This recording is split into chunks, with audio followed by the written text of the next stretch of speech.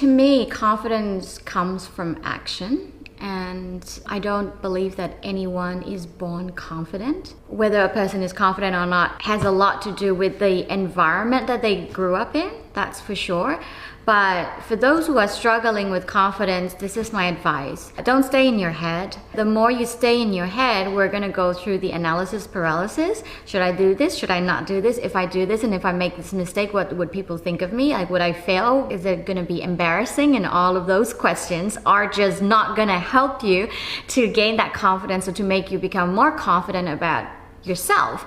So for me, if I'm not confident about something, I look at it and I know that if I'm not confident, that's because I feel that I haven't done it enough. I haven't gained the skills to do it yet. I haven't done it in repetition.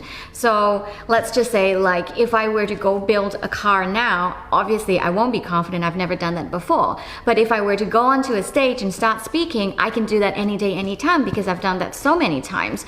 So let's not make things so complicated and keep things really simple. So if there's something that you want to do and you're not confident, rather than staying in your head, start doing it. Start taking the small step. You don't have to do the whole thing. Start doing something that is so simple, that is so actionable, and take that small step and then do it. And then do it again and again and again and again, over and over, enough that you train your body and you train your mind and then you train your brain that this is not new to you. This is something that you've done it so many times that you know it by heart, and then before you know it, you've already have the confidence. And to me, it can be that simple, because I have also felt not confident in so many areas. Like, if I were to be at a networking event, I will not be as confident as other extroverts. What would I do in that sense?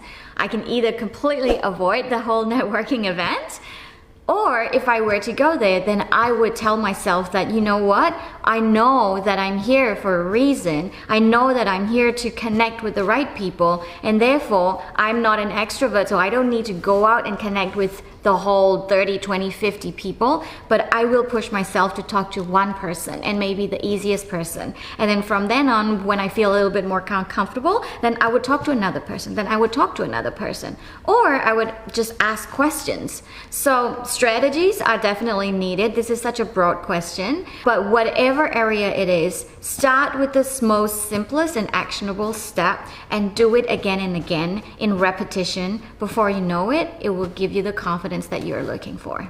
I once worked with this lady. She's a very smart girl, and an analyst actually. She could achieve anything she likes. Very skilled learner of new things. But when it came to public speaking, she completely freaked out. Mm-hmm. She knew her stuff. She could tell anyone on a one-to-one basis, but in front of a room, she couldn't do it. No. One time I asked her, I said, so when you're thinking about speaking in front of an audience, is there a little movie that plays in your mind? Mm-hmm. And she said, yeah, there is. Mm-hmm. And I said, what does that movie look like? Well, I see myself standing in front of people, a room full of people pointing at me and laughing. Yeah. She built a story Yes. for herself. Yes. Right, which became her reality. True. Right? Yeah. So change the narrative in our head. That's really important. So like I said, I have this story that I'm not good with networking with people. The story behind it is, if I were to start speaking, I will sound silly and then people will judge me. That's the story that ran my life a lot of the times. But it doesn't happen everywhere. It only happens in the networking events. And I don't know where it comes from, but I know it's not true, because I ask myself, is it ultimately true? No, it's not true. So then what's a better story? What's a better narrative? And then the actionable part is, okay, what's the easiest and smallest step that I can take? And that is to actually go talk to a person, and rather than talking about myself, ask them questions, because that's the easiest way to talk to people.